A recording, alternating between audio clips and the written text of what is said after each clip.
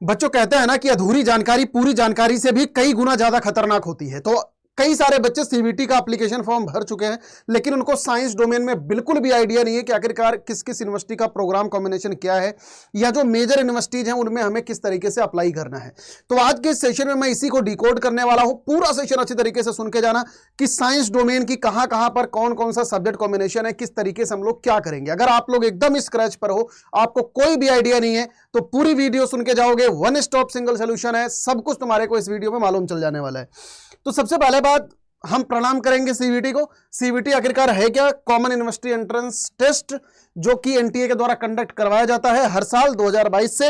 ये एक ऐसा पेपर है जिसके थ्रू आप इंडिया की किसी भी सेंट्रल यूनिवर्सिटी में लगभग 250 से 300 सेंट्रल यूनिवर्सिटी में आप लोग एडमिशन ले सकते हैं। इस बार जो सीबीटी 2025 का साइकिल है वो कुछ इस तरीके से है कि 23 मार्च इसकी लास्ट डेट है, मतलब ये last date of successful transaction वगैरह सब मिला के, ठीक है। उसके बाद करेक्शन विंडो खुलेगी 24 तारीख तक, अनाउंसमेंट ऑफ सिटी इंटीमेशन वगैरह हो जाएगा। जो पेपर का डेट है वो 8 मई से लेके 1 जून के बीच में है। इसके अलावा 2025 का मोड ऑफ द एग्जामिनेशन देख लेते हैं। टोटल 37 पेपर में 37 पेपर होंगे। इसमें 13 लैंग्वेज है, 23 डोमेन है, 1 जीटी है, ठीक है। जीटी को अब इस बार गैट बोल दिया गया है। इसमें 13 इंडियन लैंग्वेज है, असमीज, बंगाली, इंग्लिश, गुजराती, हिंदी, कन्नड़ा, मलयालम, मराठी, पंजाबी, उड़िया, तमिल, तेलुगु और उर्दू। सिलेबस की अगर हम लोग बात करते हैं तो पूरा सिलेबस इसका एनसीईआरटी बेस्ड सिलेबस होने वाला है। इसमें जो डोमेन सब्जेक्ट है as per the NCERT syllabus, GT का जो सिलेबस है वो पूरा ये है। Choice of the test paper, इसमें आप मैक्सिमम 5 सब्जेक्ट लेके आप पेपर को दे सकते हो। मार्किंग स्कीम जो है, हर एक सही जवाब के लिए +5, नेगेटिव मार्किंग -1 नंबर है। सीबीटी मोड में इसका पेपर होने वाला है। टोटल क्वेश्चन इसमें 50 सवाल रहने वाले इस बार। 50 सवाल में सारे क्वेश्चन कंपलसरी होंगे, कोई भी सवाल आप छोड़ नहीं सकते। ड्यूरेशन जो होगा वो 60 मिनट का होगा। शिफ्ट जो है वो बच्चों के ऊपर डिपेंड करेगा कितने बच्चे पेपर दे रहे हैं। मीडियम ऑफ द एग्जामिनेशन वही 13 लैंग्वेज जो मैंने अभी जस्ट आपको बताया। पैटर्न जो है इसका एमसीक्यू बेस्ड पैटर्न है, तो इस बार कोई सब्जेक्टिव मोड में नहीं है पेपर। ड्यूरेशन जो है इसका मैंने अभी जस्ट आपको बताया कि 60 मिनट का ड्यूरेशन रहने वाला है। और मार्किंग स्कीम वगैरह +5 नंबर और -1 नेगेटिव मार्किंग, एज यूजुअल जैसा पहले चल रहा था।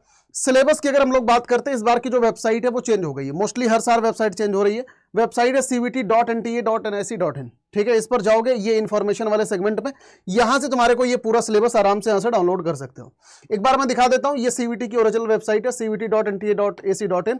इन्फॉर्मेशन पर जाना, यहाँ सिलेबस में जाना, जिस भी सब्जेक्ट का सिलेबस डाउनलोड करना है यहां से तुम लोग डाउनलोड कर सकते हो बेटा, ठीक है। नेक्स्ट आते हैं पेपर की मार्किंग स्कीम। एक बार मैं समझा देता हूं, ये हर एक पेपर के लिए वैलिड है। हर एक सही सवाल के लिए 5 नंबर, गलत जवाब के लिए -1। क्वेश्चन अगर छोड़ोगे तो 0 नंबर है। अगर किसी में एक से ज्यादा ऑप्शन सही है तो +5 नंबर तभी मिलेगा अगर दोनों में से किसी ना किसी एक पे तुम टिक मार्क करके रखोगे तो। अगर सारे के सारे कह रहा all option are the correct, अगर मान लो सारे ऑप्शन करेक्ट है तो अगर क्वेश्चन को अटेम्प्ट करके आओगे तो ही तुम्हारे को +5 नंबर मिलेगा, अदरवाइज नहीं मिलेगा। अगर मान लो कहीं ऐसा केस है कि none of the option is found to be correct, मतलब एक भी ऑप्शन करेक्ट नहीं है, तो भी अगर तुम सवाल करके आओगे तो ही तुम्हारे को +5 नंबर मिलेगा, अदरवाइज नहीं मिलेगा।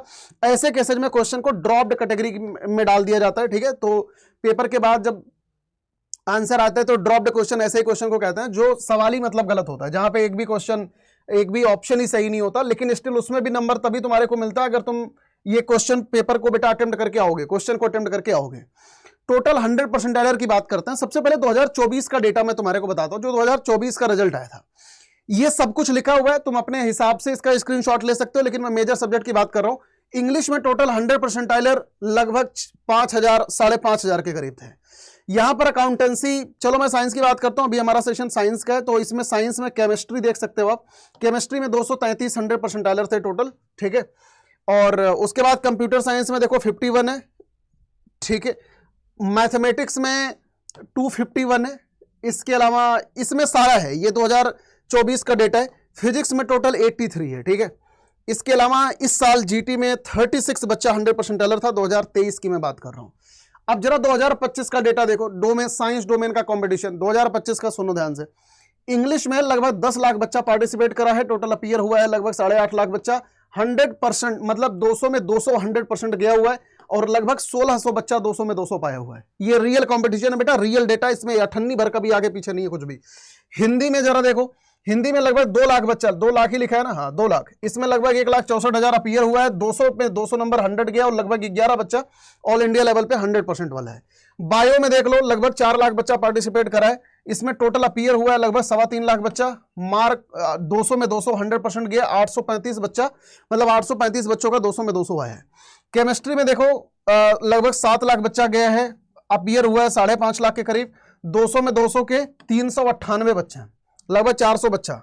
मैथ्स का डेटा इस बार का खतरनाक है, लगभग 4,86,000 बच्चा पेपर दिए, 3,89,000, मतलब 1 लाख तो छोड़ ही दिए। और 200 में 200 वाले सिर्फ इंडिया लेवल पे 5 बच्चे इस साल, ठीक है। फिजिक्स में देख लो 6,73,000 बच्चा मतलब फॉर्म भरा है, लगभग 1 लाख बच्चे ने तो पेपर छोड़ ही दिया, लगभग 5.5 लाख बच्चा पेपर दे रहा है। 200 में 200 का 114 बच्चा है।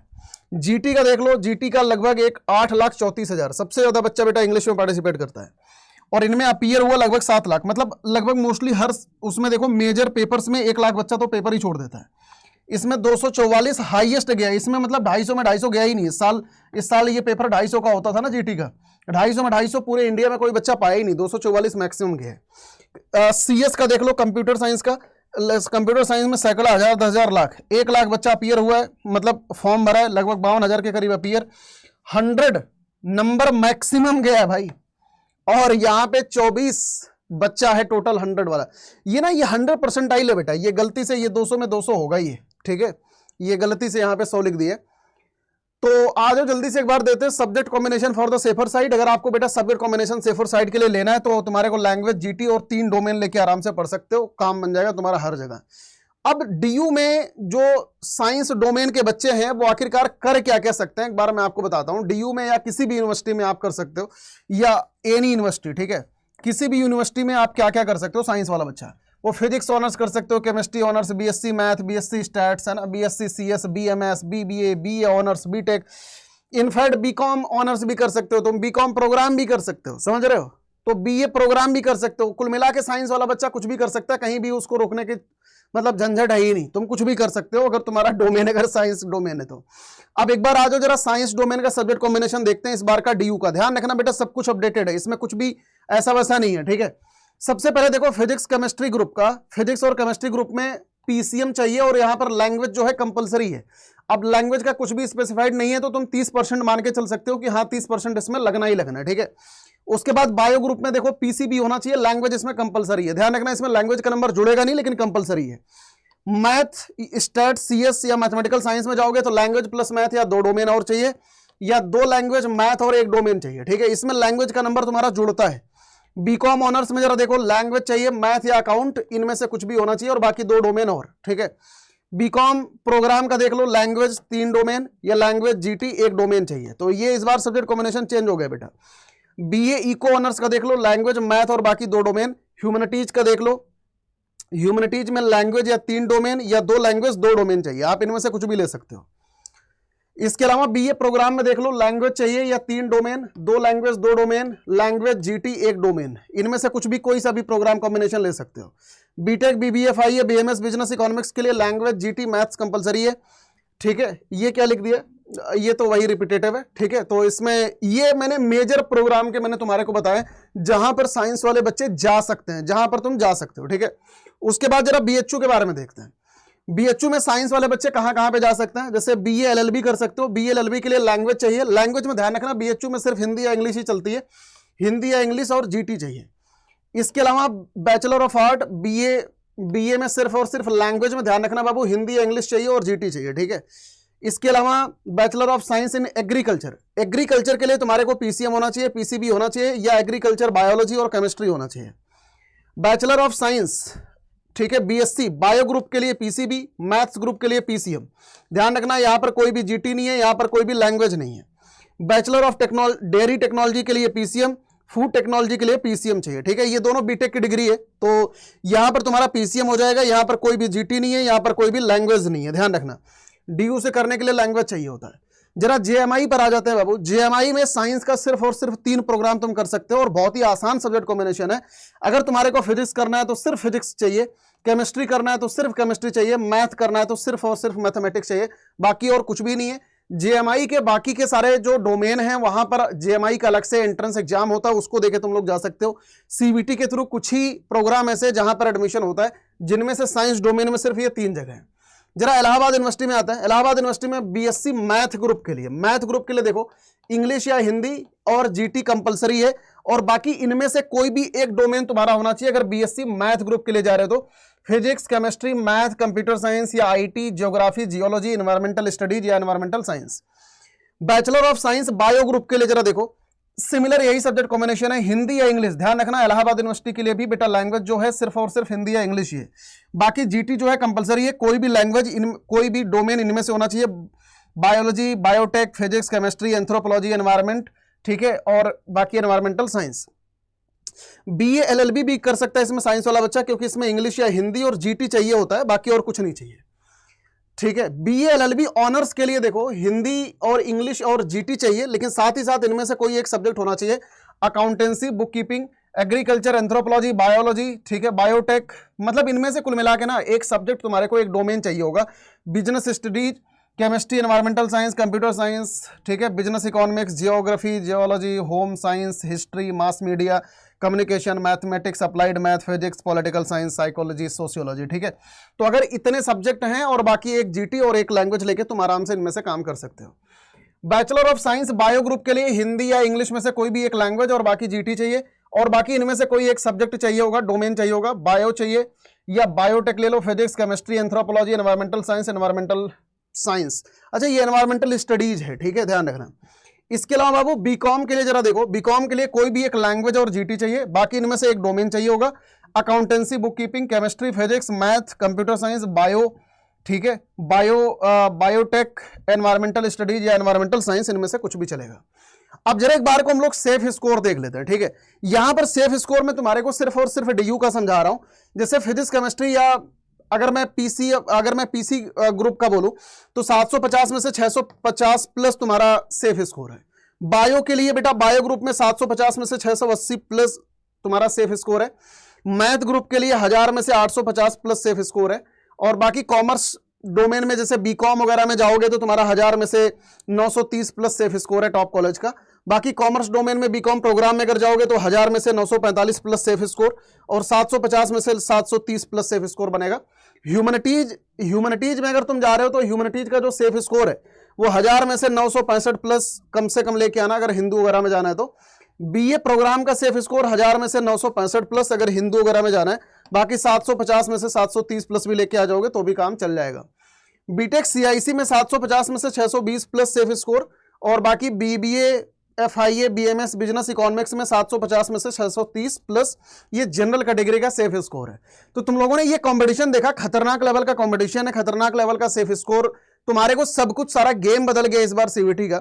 इन सारी चीजों को बेटा आप लोग बहुत ही अच्छी तरीके से बच्चों तैयार कर सकते हो। कई सारे बच्चों का ये कंपटीशन, टाइम मैनेजमेंट, ठीक है, सिलेबस, ये सारी चीजों को लेके बहुत ही ज्यादा पैनिक कर रहे हैं। तो जो अगला 40 दिन है ना बेटा उसको आपको बहुत ही ज्यादा बुद्धिमानी से यूटिलाइज करना पड़ेगा और इस तरीके से यूटिलाइज करना पड़ेगा कि आप ये समझ लो कि बस अब ये 40 दिनों में ना एक सिंगल दिन भी तुम्हारा बर्बाद नहीं होना चाहिए। मतलब एक सिंगल दिन, एक सिंगल मिनट भी खराब नहीं होना चाहिए, क्योंकि हम लोग खुद ही बेटा आप लोगों के पीछे लगे पड़े। तो यहां पर जितने भी मेरे बच्चे देख रहे हैं, अगर आपको बेटा पूरा सिलेबस खत्म करना है तो आप लोग चाहे प्रतिज्ञा के थ्रू खत्म कर सकते हो। प्रतिज्ञा में अभी आपको बुक्स आज शाम तक मिल जाएगी, ठीक है। आज शाम यानी कि आज जो मैं ये वीडियो शूट कर रहा हूं बेसिकली 18 तारीख है, 18 तारीख को 12 बजे तक के करीब लगभग तुम्हारे को बुक मिल रही है। अगर ये तुम्हारे को बुक नहीं चाहिए होगा तो फिर बाद में भी तुम प्रतिज्ञा कर लेना। मेरी यही रिकमेंडेशन, आज रात के 12 बजे के पहले कर लेना तो तुम्हारे को ये बुक्स वगैरह कंप्लीटली फ्री ऑफ कॉस्ट मिल रही होंगी इसमें, ठीक है। अदरवाइज अगर बाद में करना तो बुक चाहिए हो तो प्रतिज्ञा प्लस, बुक नहीं चाहिए तो प्रतिज्ञा में करना, ठीक है। तो ये बात ध्यान रखना। अभी यार लकीली मिल रही है तो कर लेना। किसी भी कोर्स में करना Y457 maximum discount code use कर लेना, तुम्हारे को सबसे ज्यादा मैक्सिमम डिस्काउंट मिल जाएगा। अगर ये जो पीडीएफ मैं तुम्हारे को पढ़ा रहा हूं ना बाबू, ये पीडीएफ अगर तुम्हारे को लेनी है ना तो मुझे इंस्टाग्राम पे मैसेज डाल देना, SSR सर मैथ, ठीक है। मुझे यहाँ पे तुम लोग मैसेज डाल देना, बोल देना कि सर मेरे को ये सब्जेक्ट कॉम्बिनेशन वाली पीडीएफ चाहिए जो आपने ये बना रखा है, क्योंकि बेटा इसको स्क्रॉल करके ना देखते रहना, बहुत ही इंफॉर्मेटिव पीडीएफ है ये, ठीक है। तो प्रतिज्ञा प्लस में करोगे तो भी Y457 यूज करना। नीचे मेरी ईमेल आईडी लिखी हुई है, अगर किसी को कोई भी डाउट पूछना है मुझसे पर्सनली आराम से पूछ सकते हो। जो बुक्स आपको डिस्पैच करी जाएगी ये सारी की सारी बेटा PYQs की बुक है, चैप्टर वाइज PYQs है, जो कि आपको करना कंपलसरी है। मतलब ये समझ लो 100% करना कंपलसरी है। जब भी किसी भी कोर्स में एनरोल करना Y457 ही आपको डिस्काउंट कोड यूज करना है, जहां पर आपको सबसे ज्यादा मैक्सिमम डिस्काउंट बेटा मिल रहा होगा। बाकी मेरी नीचे ईमेल आईडी लिखी हुई है, आप लोग कोई भी डाउट मेरे से पूछ सकते हैं किसी भी टाइम पे। एक बार आ जाओ, मैं बता देता हूं किस तरीके से एनरोलमेंट आपको करना है। अड्डा 24/7 पर यहां पे आना है, CVT UG PG entrance exam UG पर जाना। यहां पर देखो सीवीटी क्रैश कोर्स के नाम से दिख रहा है बाबू। अभी यहां पर देखो घड़ी चल रही है 18 तारीख को रात के 12 बजे, आई थिंक 12 बजेगा भी नहीं, अभी ये 4:34 हो रहा है। अभी लगभग ये 5:06 घंटे लगभग बचे हुए हैं। 6 घंटे के अंदर एनरोलमेंट कर लोगे आराम से, तुम्हारे को books completely free of cost मिल जाएगी। अदरवाइज बेटा बुक की कॉस्टिंग अलग से लगभग 1000-1500 रुपए एक्स्ट्रा पड़ेगा। जैसे मान लो साइंस में अगर आप जा रहे हो तो यहां पर तुम्हारे को आना है, डिस्काउंट कोड यहां पर बेटा तुम्हारे को यूज करना रहेगा Y457। जैसे Y457 लगाओगे, ये जो प्राइसिंग है तुम्हारी प्रतिज्ञा प्रतिज्ञा का सब कुछ है इसमें, टेस्ट सीरीज सब कुछ है, बुक्स भी है इसमें तो, और सारे सब्जेक्ट की क्लास तुम्हारे को आराम से बेटा इसमें मिल जाएगी। ठीक है, तो जितने भी मेरे बच्चे देख रहे हैं अब यार लेट लपेट मत करना बिल्कुल ही। अदरवाइज बेटा आपका अब आज 18 तारीख है, आज से आपका ओरिएंटेशन चालू हो जाएगा, तो बिल्कुल भी डिलेट मत करना। एक एक दिन आपके लिए बहुत ही इंपॉर्टेंट है। कॉमर्स डोमेन से जा रहे हो तो कॉमर्स डोमेन में यहां पर आपको Y457 यूज करना रहेगा, तो ध्यान रखना बेटा, कूपन कोड यहां पर Y457 लगाना है। जैसे लगाओगे नेक्स्ट 5 घंटे तक तुम्हारे को इसमें book completely free of cost मिलेगी। उसके बाद बेटा बुक की कॉस्टिंग ऐड हो जाएगी, फिर आपको प्रतिज्ञा प्लस में जाना पड़ेगा। ठीक है, मैं इसी वजह से आप लोगों को कह रहा हूं, तो इसको ध्यान रखना। तो आई होप सभी मेरे बच्चों को पूरी साइंस डोमेन की सारी इंफॉर्मेशन समझ आ गई होगी। ठीक है, और अच्छे से पढ़ाई करना है बेटा। बाकी प्रतिज्ञा ऑलरेडी चालू हो चुका है आज से, तो बिल्कुल भी क्लासेस मिस मत करिएगा। ठीक है, तो नेक्स्ट 5 घंटे तुम्हारे लिए बहुत ही क्रूशल रहने वाला है। अभी जो भी टाइमिंग हो रहा है यानी कि लगभग 10 से 11 बजे के करीब, इसमें बेटा बुक्स जो हैं बंद हो जाएगी मिलना, फिर आपको प्रतिज्ञा प्लस में जाना पड़ेगा अगर आपको बुक चाहिए तो। अभी आपको क्या करना है, अभी आपको प्रतिज्ञा में एनरोल करना है। Y457 मैक्सिमम डिस्काउंट कोड ये आपको यूज करना है बेटा। Thank you so much for watching this session, God bless you all, take care बेटा।